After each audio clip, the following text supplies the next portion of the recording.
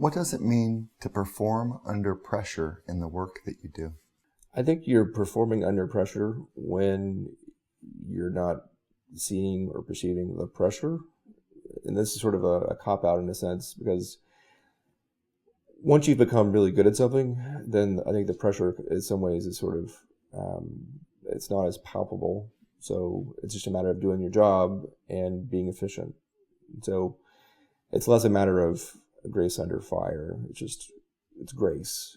And not necessarily knowing that there's the fire. It's just sort of a challenge. And sort of taking that and relishing the opportunity to get better at something, whether it's being more efficient, faster, improving the craft. But so, one man's fire is another person's, greatest moment.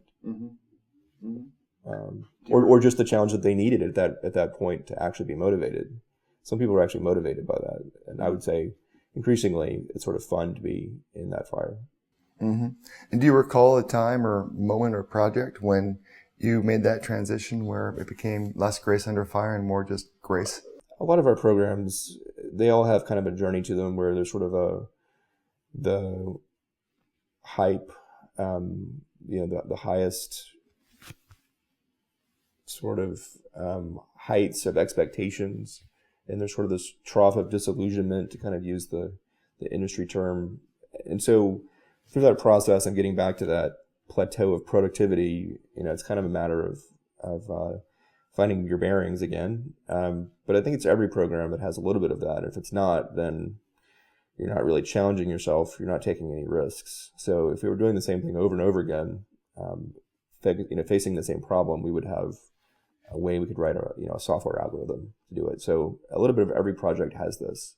And I think you kind of always want to find it and have others find it so that everyone's focused, everyone's kind of bracing for the impact, as it were. And I think that's kind of, it's more of a mental framing of always sort of looking for that so that you can help others get there and prepare for it.